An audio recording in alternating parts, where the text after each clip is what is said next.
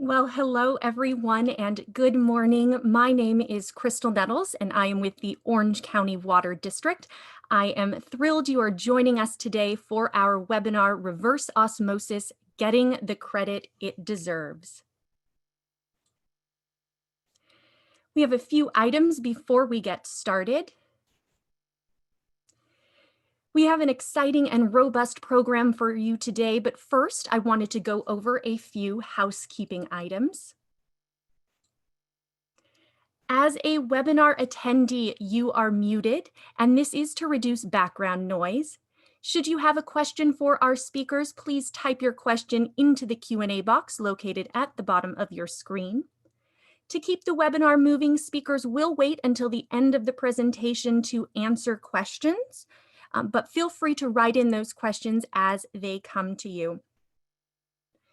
Many of the questions that were pre-submitted will be answered over the course of this webinar, but those that are not will be asked at the end. And in the event that we run out of time and we don't get to your question, or if you have any follow-up questions, please feel free to email us at info@ocwd.com.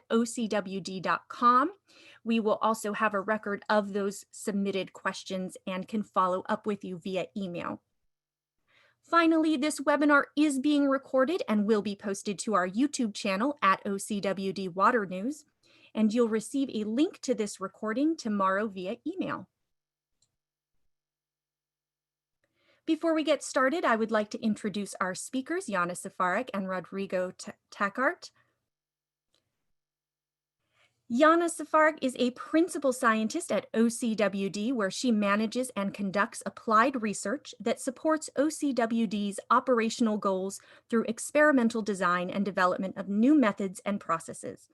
She has managed and participated in studies and projects relating to microfiltration and reverse osmosis membrane fouling and membrane performance, RO fouling mechanisms aimed at characterization of accumulation of material on the RO membrane surface and on the correlation between accumulation and loss of membrane performance, and mechanism of MF fouling by reclaimed wastewater and the development of potential mitigation strategies.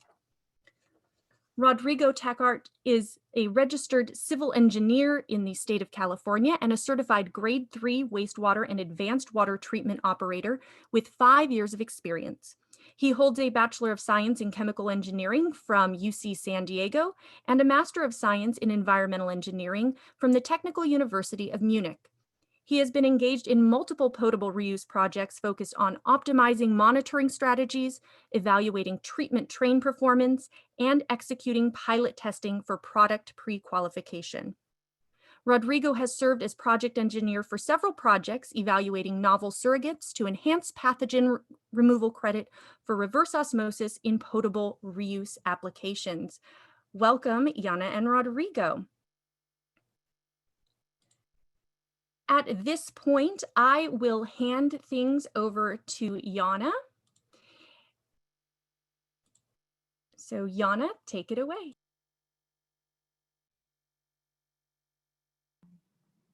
Okay, let me see, just connect, see if I can get control. There we go. Thank you. Welcome everybody. Thank you for joining us today for our presentation. Before we go on to the presentation, I'd just like to acknowledge our project partners and funding agencies. This project is a joint project between Orange County Water District and Trestle Technologies, and it is a grant funded project, and the granting agencies are U.S. Bureau of Reclamation and Metropolitan Water District. Data that we'll show today are on the use of naturally occurring surrogates, ATP, adenosine triphosphate, fluorescent peak C, and 2 ions, strontium and sulfate. And also like to say that this project is being done on a 5 MGD full scale RO unit at the Orange County Water District.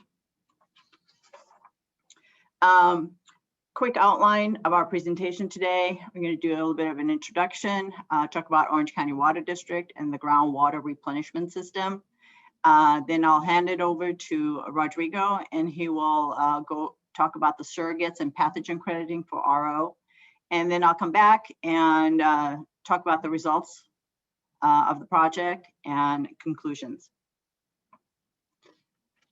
So the Orange County Water District is located in Fountain Valley, California.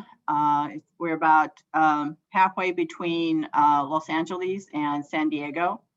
It was formed in 1933 to manage the Orange County groundwater basin. The basin provides groundwater to 19 water districts and serves about 2.5 million customers.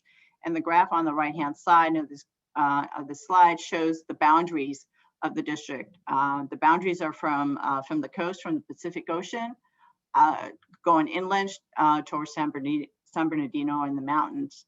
And the outline, the black outline inside are all the participating, the cities that are inside the district boundaries. The basin provides 77% of water supply, with the remainder coming from Metropolitan Water District, one of our granting agencies. And that water comes from the State Water Project or the Colorado River. The groundwater replenishment system, it has been in operation since January 2008. It is the largest potable reuse facility in the world. It produces 100 million gallons a day of highly purified water. And it reclaims treated wastewater, which used to be sewer water that would otherwise be washed out to the ocean. It purifies that water, and it then recharges it to the groundwater basin. And GWRS provides 103,000 acre feet per year of highly purified water to nearly 850,000 Orange County residents. And this is the treatment train. This is the GWRS treatment train. And so what we do is we take secondary effluent from the Orange County Sanitation District, which is actually located next door and is a partner in this project. And we treat that secondary effluent using microfiltration and ultrafiltration membranes. Then the filtrate goes on to the reverse osmosis facility, our reverse osmosis RO membranes. And that's what we're going to be discussing today, is the RO process. And that permeate then goes on to the UV AOP facility, which is ultraviolet light with hydrogen peroxide. And then the highly purified water then goes via a pipeline to the OCWD recharge basins located in Anaheim. And also some of that water then goes to the seawater intrusion barrier. And now what I'll do is hand it over to Rodrigo, and he'll go over the surrogates and pathogen crediting for RO. Great. Thank you, Jana, for that introduction to the GWRS and the Orange County Water District. So before we actually talk about the results, this portion of the webinar will be talking about surrogates for reverse osmosis and the framework for pathogen crediting for reverse osmosis for potable reuse applications.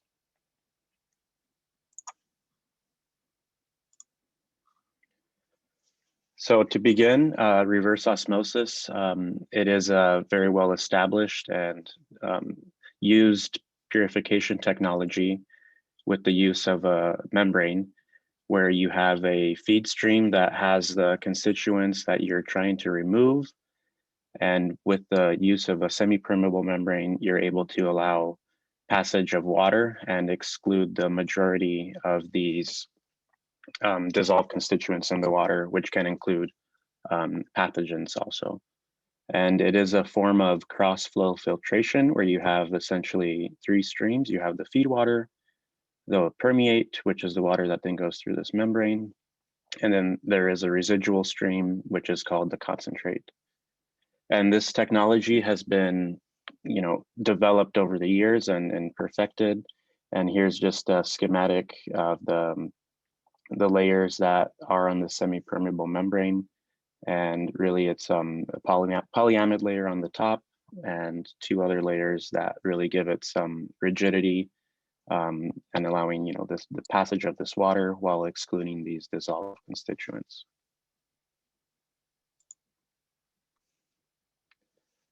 So here's a graph from the MWH water treatment textbook, just showing for what reverse osmosis is used in terms of size of what you're trying to remove from your feed water.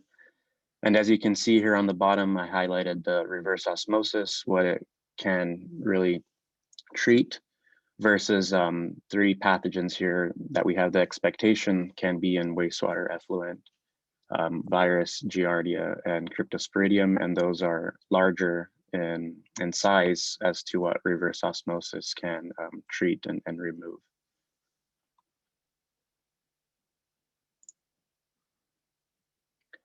So although reverse osmosis is a very powerful purification process, there are mechanisms of passage that allow a portion of these dissolved constituents to go through, and that is via diffusion.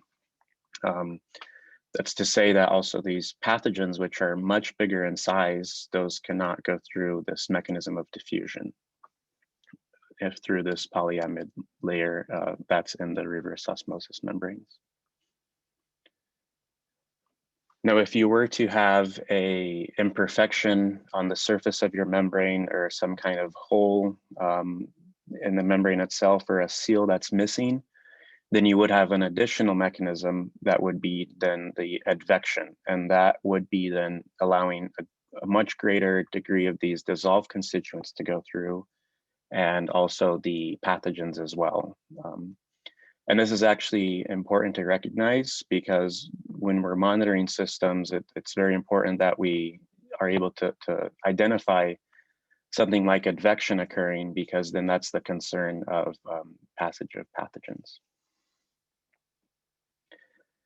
But that's not something that we do have the expectation for reverse osmosis membranes, but just recognizing this difference in between mechanisms, the diffusion and the advection.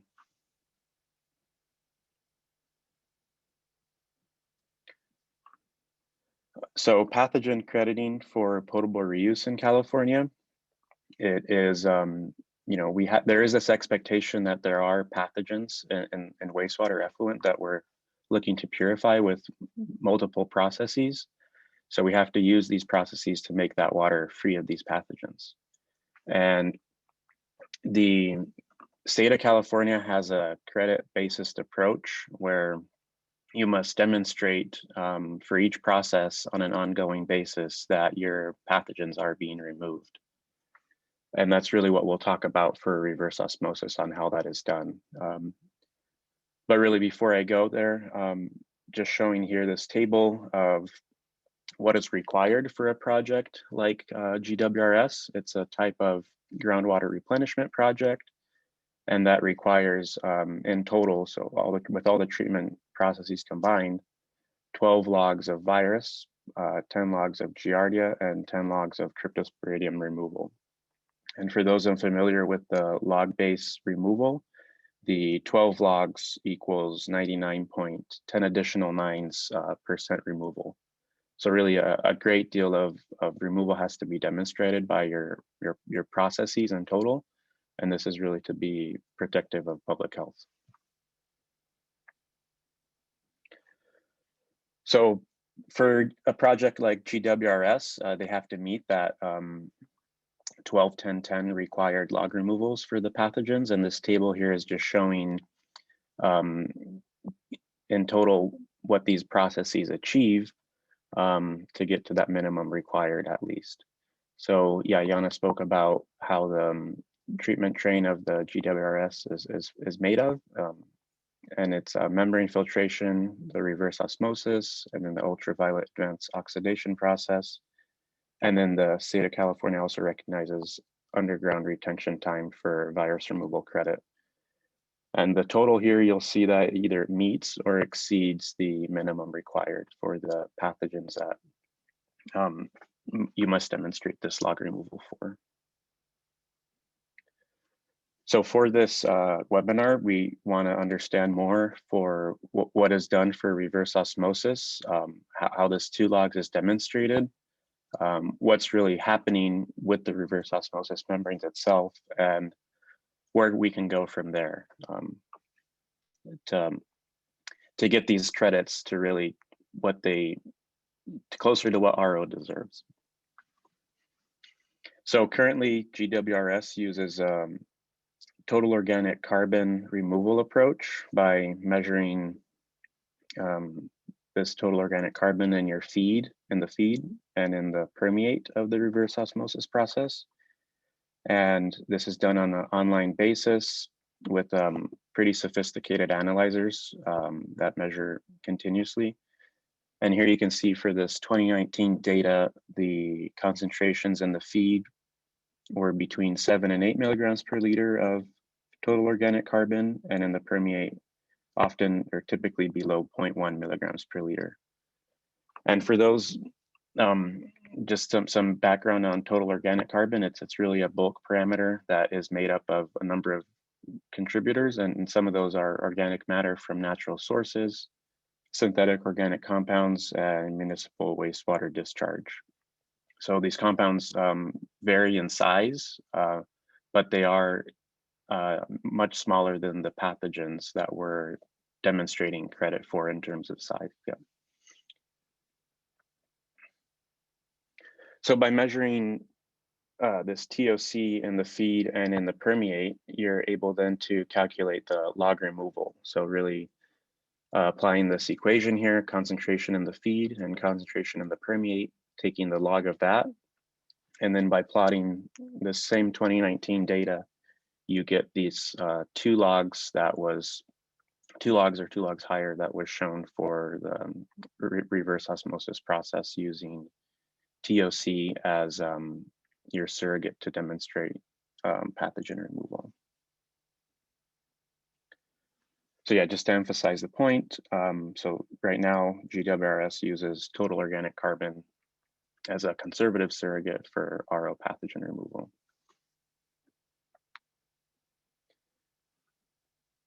And I say conservative because there's a long track record of virus removal by RO that goes back to decades ago in terms of what's already out in the literature and many projects that have studied reverse osmosis. And the way this is done and recognized by the industry is through MS2 bacteriophage challenge tests, and this is accepted surrogate for enteric virus due to size and similarities in properties, and for this reason used to benchmark pathogen removal for RO. So really what you're doing is you're adding a solution of this bacteriophage in your feed water and then measuring it in the feed and in the permeate for the reverse osmosis process. And you can see here those log removals from these many studies, a table here shown. And typically at least 4 logs are shown. So that's 99.99% of this MS2 removal. And you can see there's some exceptions, but in general, the later studies far exceed those 4 logs even.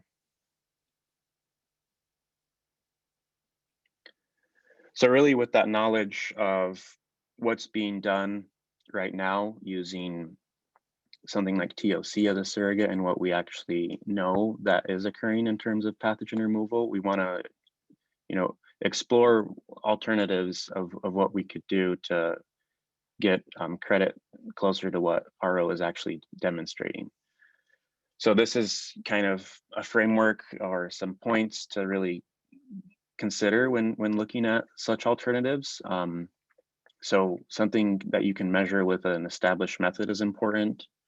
Availability of a low detection method as well, because again, reverse osmosis is a very powerful purification process. So you want to make sure that in the permeate, you're still able to measure concentrations to be able to apply that log removal calculation.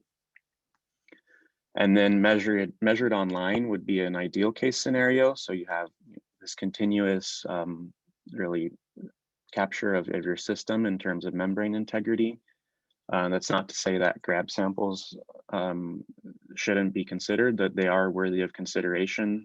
Having that, for example, a daily screenshot or a snapshot of your membrane integrity is acceptable.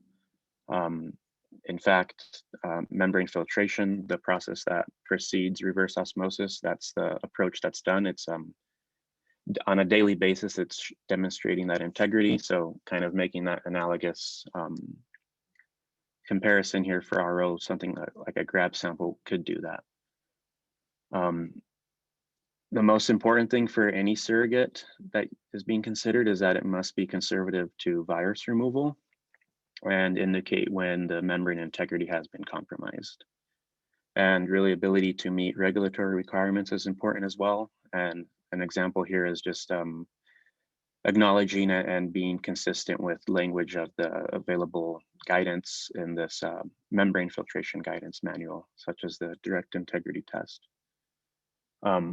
With all those points, it's also important to consider the ease and cost to implement and monitor such a surrogate for the lifetime of a project. Will it have a burden on operations, a burden on cost? Those things should all be considered. And here, just before I move on to the next slide, just to go over kind of different surrogates here. A current one is showing close to 2 logs when there's no compromise, but then tracks a decrease in removal when compromises occur. And then a better surrogate would be something a little bit higher than that in terms of log removals when there is no compromise, but still being conservative to the virus rejection.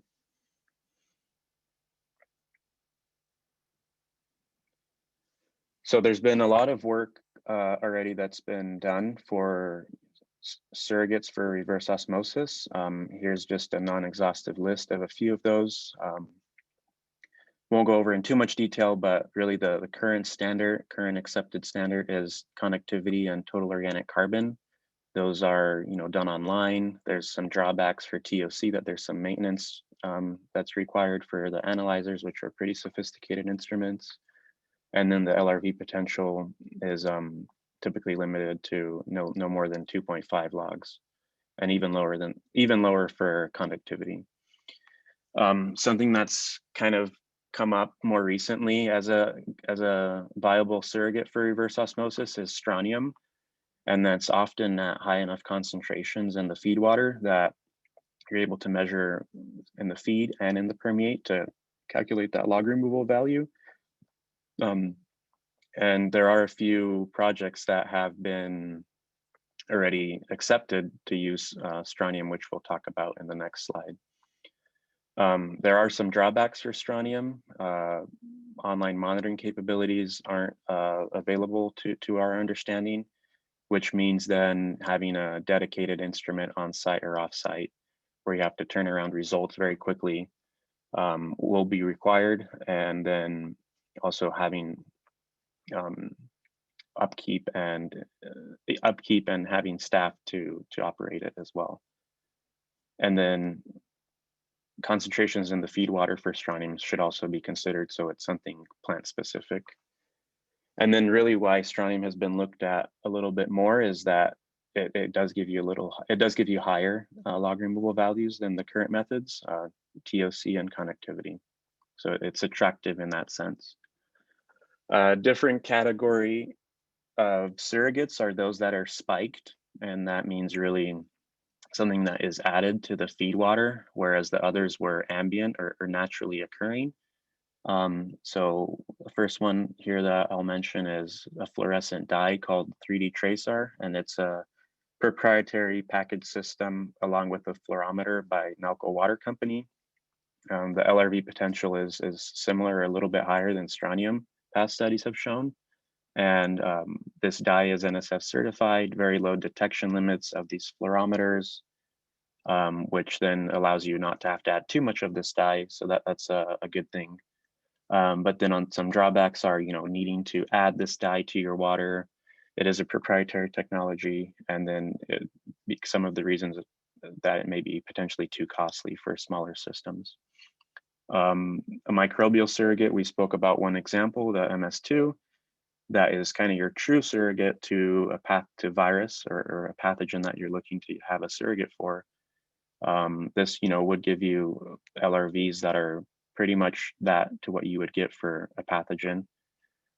So really the best case scenario, but there are, a wide range of drawbacks, including the spiking again, the cost involved with making these surrogates and analyzing them, and also very labor intensive to conduct such challenge tests and needing to divert flows during testing, because you wouldn't want to have some kind of microbial surrogate in the product water you would be serving. So a few success stories where this work has already shown results are for 2 projects in California where strontium has been approved to be used as a monitoring surrogate for reverse osmosis. And that is for the Monterey One Water, which is a groundwater replenishment project in Northern California area. And then also the North City Pure Water Facility, which is part of the City of San Diego Pure Water Program. So along with TOC and electrical conductivity, strontium is approved for these 2 projects to be used for demonstrating pathogen removal. So really great to see past work already getting implemented for a few projects in California, these 2 potable reuse projects.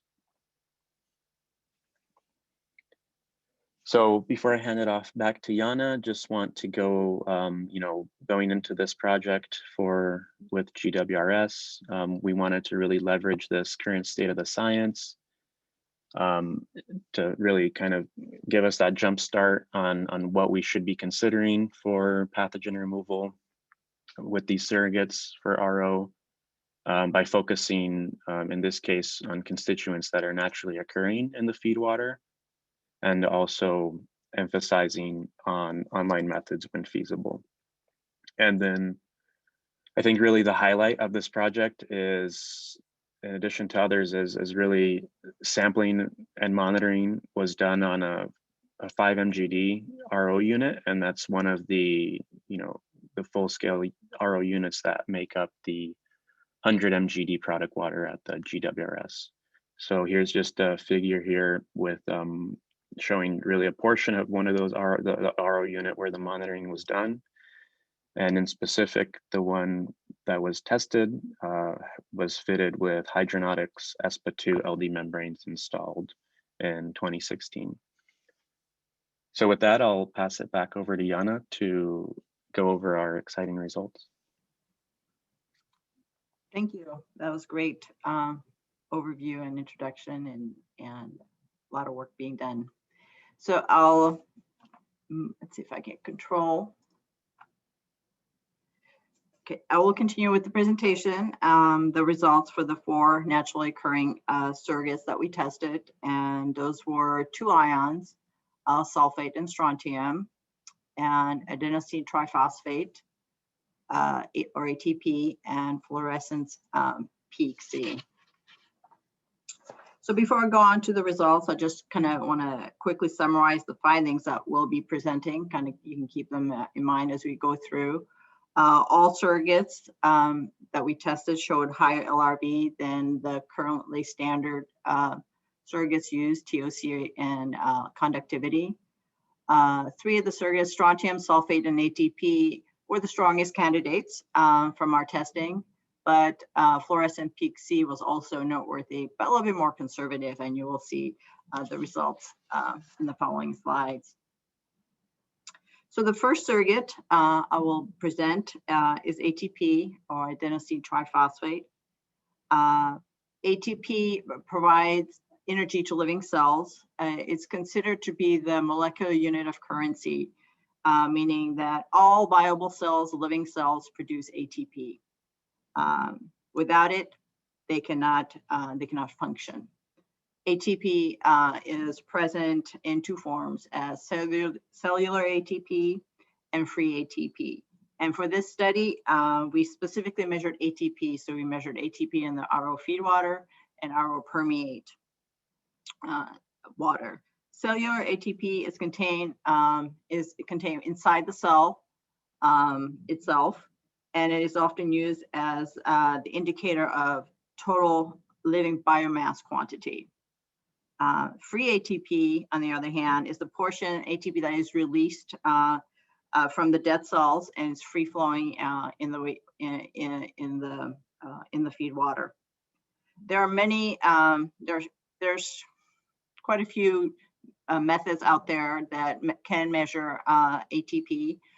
They're bench scale methods, laboratory methods, but for these methods, you have to actually go out to your plant, to your source water, collect a grab sample, bring it back to the lab, and do your analysis. And as Rodrigo said, the best case scenario is to have an online method to measure your surrogate. There's one instrument that we know of, made by Hawk. It's part of their EASY series of instruments, which can measure ATP online.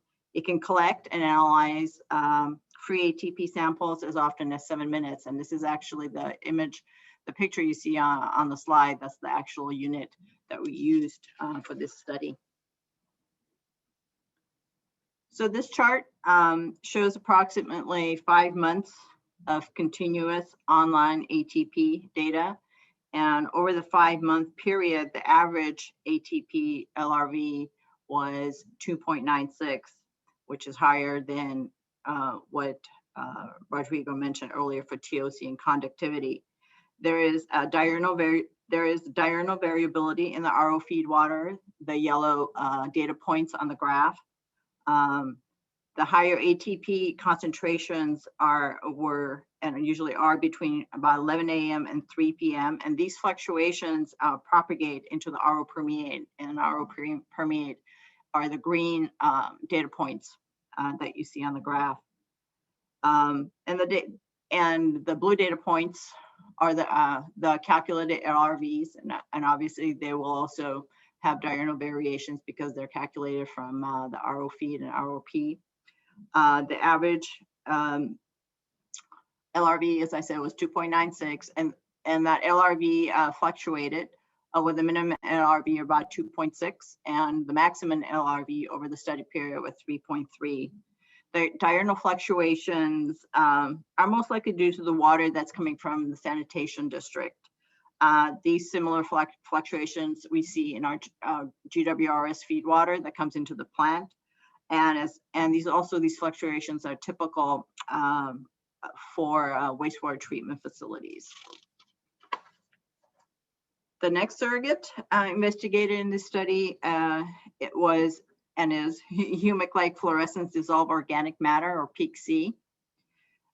Peak-C can be measured online, just like ATP and TOC and conductivity, and with an online fluorometer.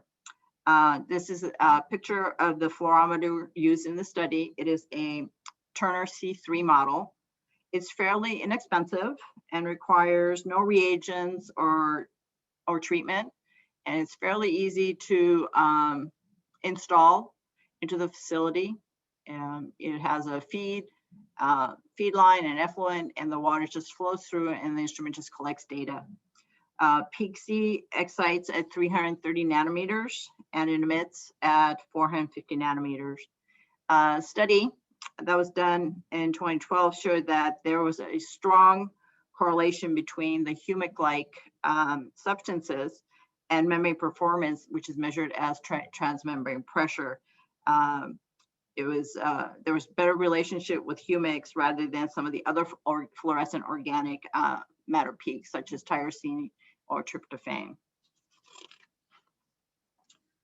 This graph shows peak-C removal by the RO. This is about 2 months of continuous data. The average LRV for the period was 2.7, which is slightly lower than what we saw with free ATP.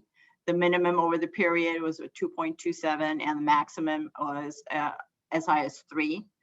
And again, just like with what we saw with ATP, there are diurnal fluctuations in the feed. Again, yellow data points are the RO feed, and these fluctuations propagate into the permeate, the green data points. Now I'm going to go over the 2 ions. First, I'll talk about sulfate. Sulfate is naturally occurring and is present in municipal industrial discharges. It is important to note that the amount of sulfate in wastewater is highly site-specific. Rodrigo kind of mentioned that when it comes to strontium, and this is also true for sulfate. So that meaning the concentration of sulfate we have in our feed water at OCWD is different than what maybe San Diego has, or maybe up north, or an agricultural area, because a lot of agricultural runoff has a lot of sulfate in it, so their concentration will be different. At OCWD, the GWRS process uses sulfuric acid ahead of the RO for pH control. So that's one of the sources of sulfate in our RO feed water at the district, in addition to the sulfate that comes in with the wastewater, treated wastewater. Sulfate can be measured online. There's several instruments out there that are available with different methods of analysis, colorimetric, titration, and there's even an ion chromatograph available. But all these instruments are fairly expensive. So an alternative to an online method is grab sampling and performing the same day analysis. And that's what we did for this study. So here are the results for sulfate. Because we did not have an online analyzer, these graphs show results of 3 24-hour events. These graph samples were collected every hour for 24 hours. The average LRV for the 3 events was 2.91, with a range of 2.79, the minimum value, and the maximum value of 3 LR for 3. This is slightly lower than ATP, but a little bit higher than peak C. And one thing about sulfate is you don't see the same diurnal fluctuations as we saw with ATP and peak C. What the sulfate coming in is fairly stable, and the removal is over time is also the daily averages for the 3 sampling periods were 2.97, 2.86, and 2.89. So this also would be a good candidate. So last but not least, strontium. Its salts are detectable in essentially all drinking water, but the amount is variable. Currently, there is not an online analyzer for strontium. Therefore, RAB samples were used for the study. And also, this was a interesting candidate because there's precedent, as Rodrigo mentioned, in using strontium in other locations as permitted LRV demonstration in pure water, San Diego and Monterey, and that was using daily grab samples. Here we have results for strontium. These graphs show results for 3 24-hour sampling events. Grab samples were collected every hour for 24 hours. The average LRV for the 3 events was 3.26 with a range 3.01, the minimum value, and 3.38, the maximum LRV value. And again, for strontium, there you don't see the diurnal fluctuations that we saw with ATP and peak C. This is very similar to sulfate. It's fairly consistent with what's coming into the plant. And the daily average LRVs were pretty high for all 3 of the sampling events that we did.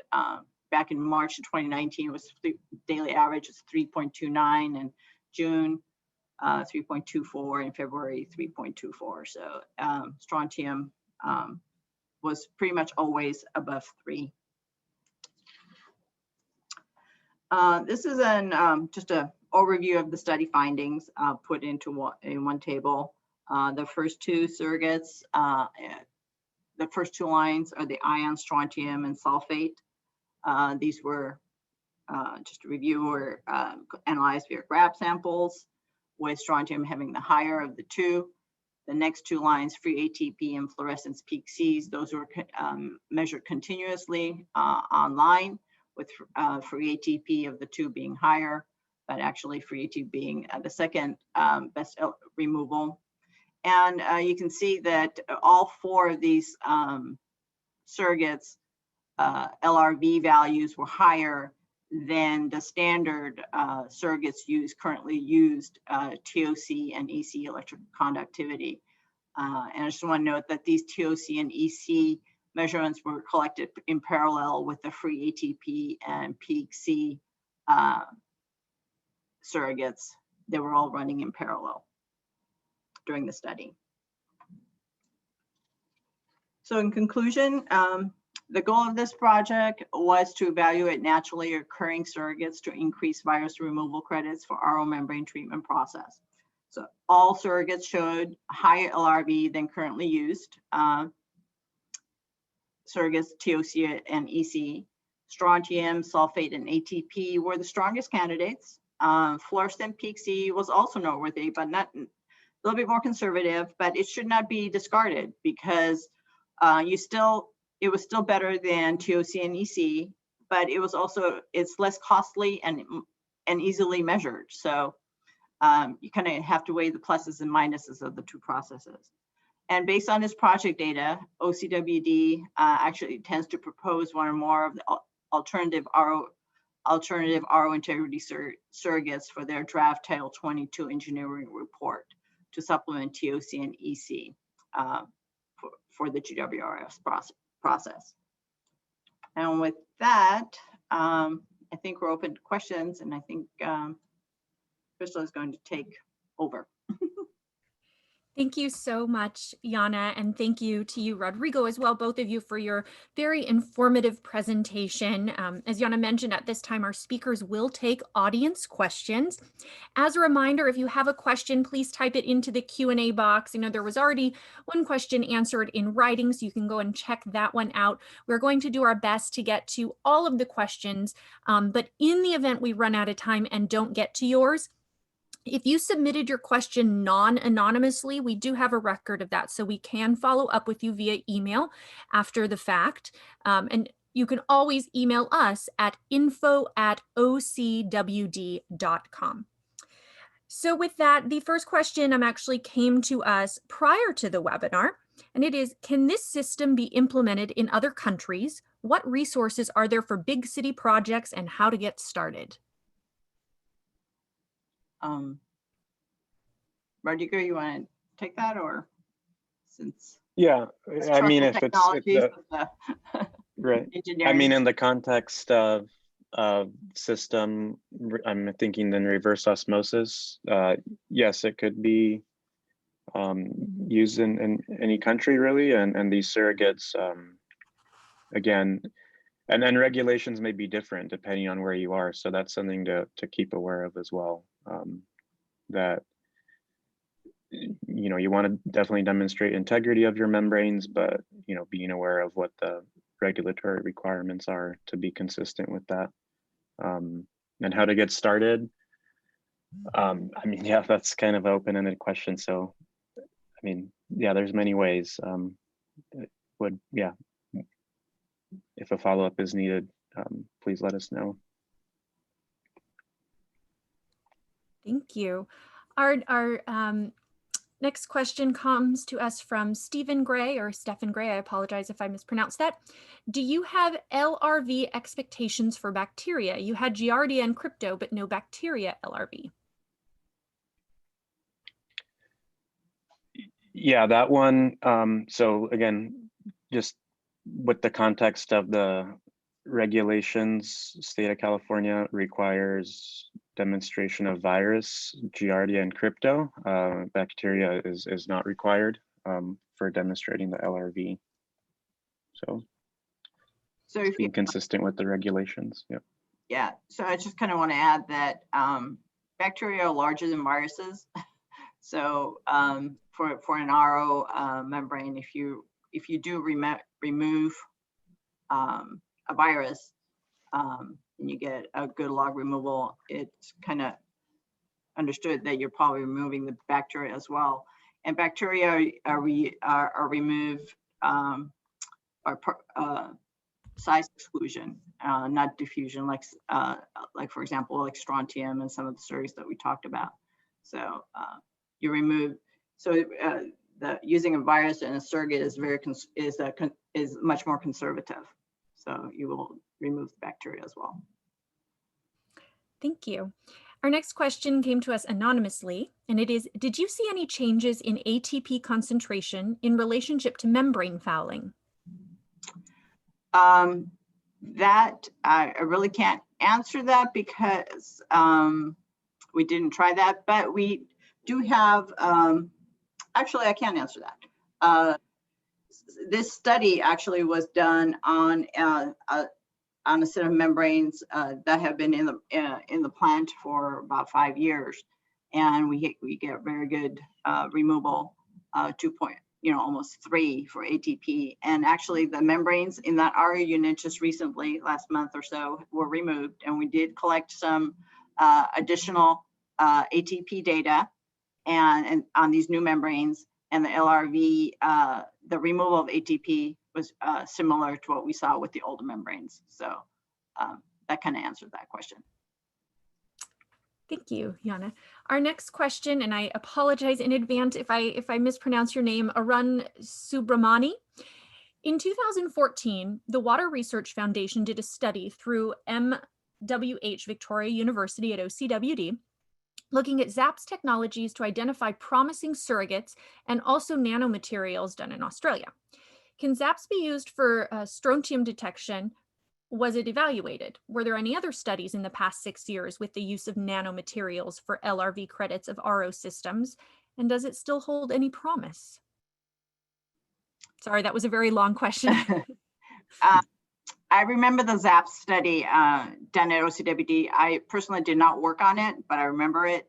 Strontium was, I don't think, is one of the constituents that can be measured with the ZAP's instrumentation. We have looked at part of the study, which was not presented. We're trying to look at nanoparticles removal, but the instrumentation at this time, I don't think is the methodology, the instrumentation, the analyzers that are available right now is still are not sensitive enough to detect known quantity of nanoparticles in RO permeate, because the RO permeate is very clean. So you need a really good detection limit and good detector to measure all these constituents. And for nanoparticles, at this time we didn't find that the technology was adequate yet. Our next question comes from Gordon Williams. Would DDW allow you to use the daily LRV, or would you have to use the continuous LRV? Well, for TOC, NEC, I think it's the daily LRV that we're currently reporting. So that is, we're hoping it's the daily LRVs that we could use for all of these different constituents. And right, then, and then just to go ahead. To add on to that, the project, the 2 projects that have been approved for using strontium as a kind of an alternative surrogate, that would be on it's a daily sample per day. Yeah, a daily grab sample. Yeah. Thank you both. The next question comes to us anonymously. What is the approximate range of cost for the Hatch Easy ATP and the Turner C3?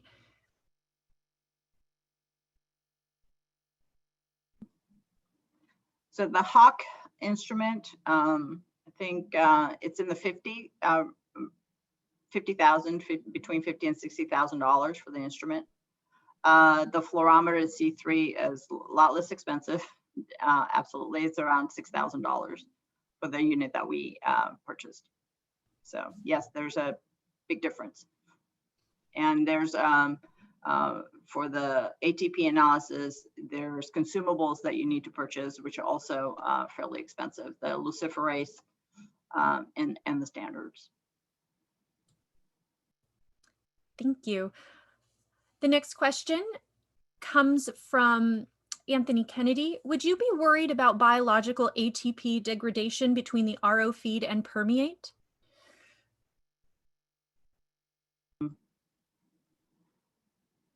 No, because it only takes at the 5 MGD unit, only takes about less than 2 minutes for all that water to make it through the process. So it's fairly quick, and I know free ATP does degrade, but we have so much of it, and it makes it through the process. And because the analysis is so quick, and we can collect these the feed and the permeate samples almost simultaneously, that shouldn't be an issue. Thank you, Jana. Our next question comes to us from Steve Waite. For fluorescent online integrity testing, has the team evaluated any water cost impacts this added technology might add if put into full scale? Well, yes, we did, kind of. Because the fluorescent, the fluorometer is not that expensive, it shouldn't be that significant, because you definitely need 2 fluorometers, one on your feed, one on your permeate. So installing these is not complicated, and the instrumentation is not that expensive. So if you're doing it, if you're doing on the bulk permeate, your cost is about maybe $12,000. But if you have to do it on every single RO unit, then obviously that goes up. Especially in a large facility as the GWRS facility, which we have 21 RO units, so you have to buy 21 fluorometers. So it just all depends what the regulatory agencies will require us for us to do. If we could monitor just on the bulk, just like we do with the TOC monitoring, then it should not be that expensive to implement.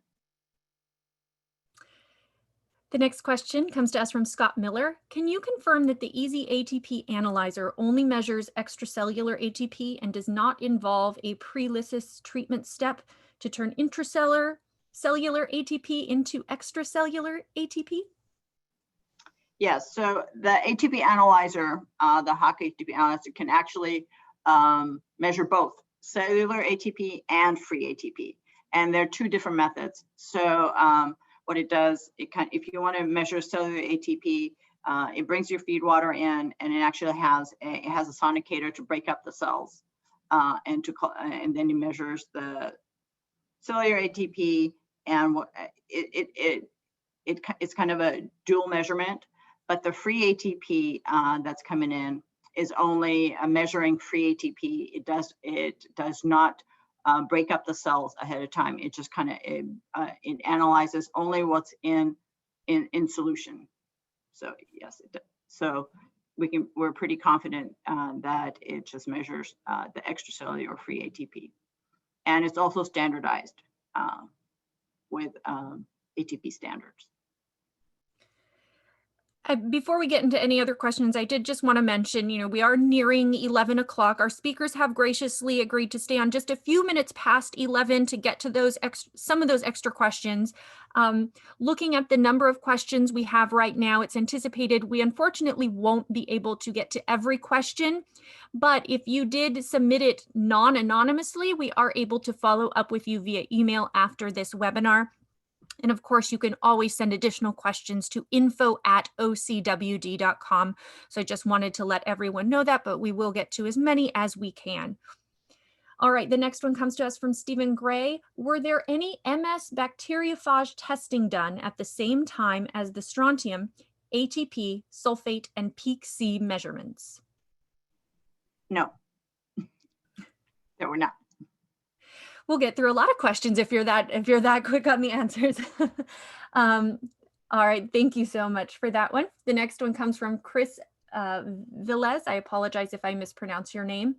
Could you reflect a bit on the expected maintenance requirements for the considered online sensors, like the Peak C fluorescence sensor? The Peak C, the fluorometer is fairly easy. The calibration is fairly easy. As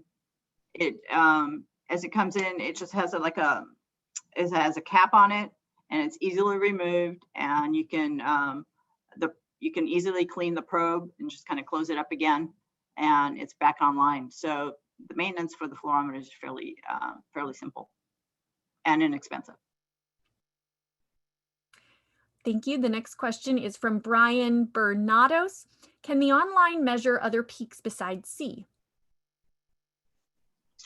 It can. The fluorometer itself has it has room for 3 probes, so you can purchase other probes to install and collect data simultaneously. The next question comes to us from Gil Hurwitz. Can you give a general cost comparison of the continuous versus grab analytical processes? For example, the cost of online analyzers such as equipment purchase and maintenance versus ICP lab measurements. Yeah, we've done that cost analysis, kind of penciled it out. Yes. So for this study, we sent out our grab samples to a contract lab, and for the sample analysis is usually between $25 to $50 per sample. If you have an online IC, those are fairly expensive. You're looking at probably maybe $160,000 just for the instrument. So it takes it'll take a few years,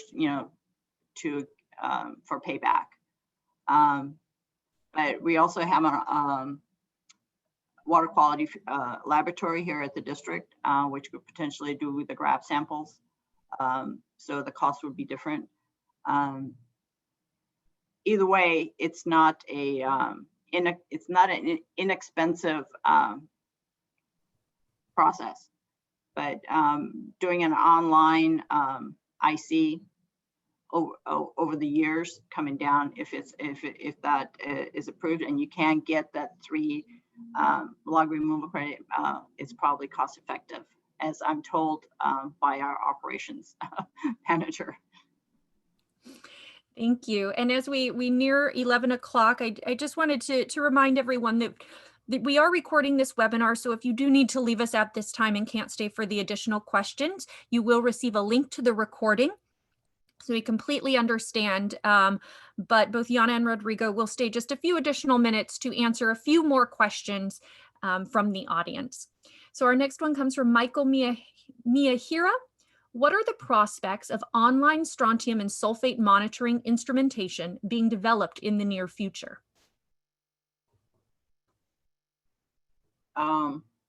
Well, as I said, the sulfate analyzers are already available, and for strontium, that I personally can't answer. I don't know if Rodrigo might have any insight to that. Yeah, I'm not aware on the of online. Yeah, I'm not aware of online either, but what utilities are doing, the ones that are looking to use strontium for demonstrating integrity, they're actually they're having the preference to have an on-site unit, so that basically the turnaround for the results is within a day, which would be required. So it's kind of not quite there yet for the online, but there is kind of that need to have it on site for that fast turnover of the results. Thank you. The next question comes to us from Brent Alspach. The mechanisms of rejection for the dissolved phase parameters assessed are different than for particulates, such as viruses and other pathogens. The passage of these contaminants across the membrane barrier is also different. Did you conduct any simulated membrane breaches that would simulate the passage of viruses and assess the impact on LRV for the dissolved phase parameters? For this study, particular study, no, we have not. That would be the next step going forward, to do some of that breach testing for some of these surrogates. Right. Yeah, I'll just add, there's been a number of studies that have looked at this, where simulating these breaches off the top of my head, I forget exactly which WRF project, but also there's a Bureau project that Trussell Technology conducted, looking at basically simultaneously what the virus removal versus these dissolved constituents would be under an intact versus like a breached scenario. And really what we saw was that the parameters, the dissolved constituents, didn't exceed the virus removal under any of the circumstances. So having that characteristic that they tracked a compromise, it was demonstrated and is very important actually for these surrogates. So not done for this study, but yeah, I agreed it's a very important thing for surrogates. The next question comes to us from Manish Kumar. What was the reason for the spikes in the feed RO ATP? I think that was that has to do with the feed water quality, the feed that we get from the sanitation district, because the process has a lot of fluctuations, and the feed water changes during the day. It is sensitive also to time of year as well, temperatures in the process, and because ATP is generated by the free ATP is generated by the biological activity that is going on ahead of the process, and also depends on how many of those cells get lysed, how many get broken up, and that's all depending on the biological load that's coming from the sanitation district. The next question is anonymous. Which are the max surrogate limits in ROP which do not raise flags on membrane integrity?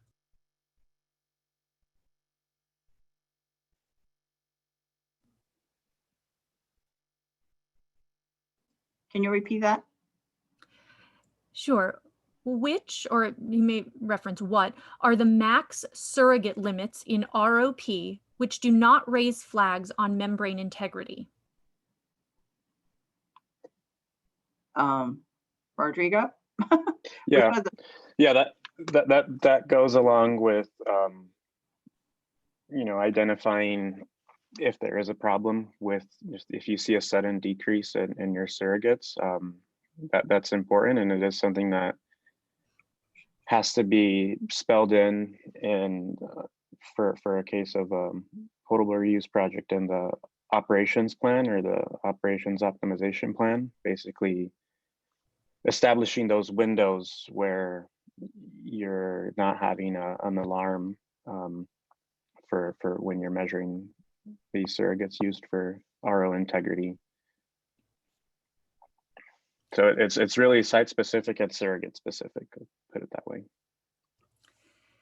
All right, we'll just ask a few more questions here. The next one is Marc Le Chevalier, and I'm sure I'm pronouncing your last name wrong. I apologize. What was the rationale for choosing strontium or sulfate? Just because they were high in the source water?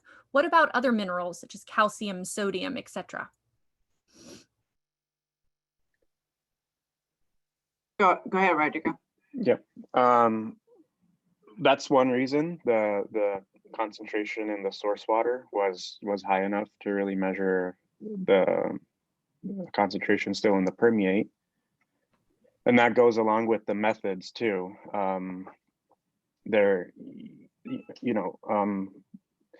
terms of sodium, that's just a monovalent ion, so only a +1 charge. Typically, there's higher rejection of the +2 charges. So something like a strontium, magnesium, but then just considering what are the methods out there as well, if you're going to be able to get a detect and the permeate. Yeah, those are a few reasons why, this project and others have landed thus far on sulfate and strontium. Yeah, we did look at magnesium. I think we looked at a lot of we did a lot of historical data, data mining a little bit on the data that we have from the district, and magnesium, we just did not have enough of it in our feed. viable. The next question is actually a follow-up question from Gordon Williams, and I think it correlates to one he asked earlier, and you may have touched on this already. What are the detection limits of the Hawk Easy ATP and Turner C3? Okay, let's see if I could. The Hawk is, it's 0.5 picograms per ml for the free ATP, and the C3, the fluorometer is, oh, I just looked that up. I just had it, and I think it's like 0.1 ppb, but I'm not 100% sure. I have to get back to you on that one.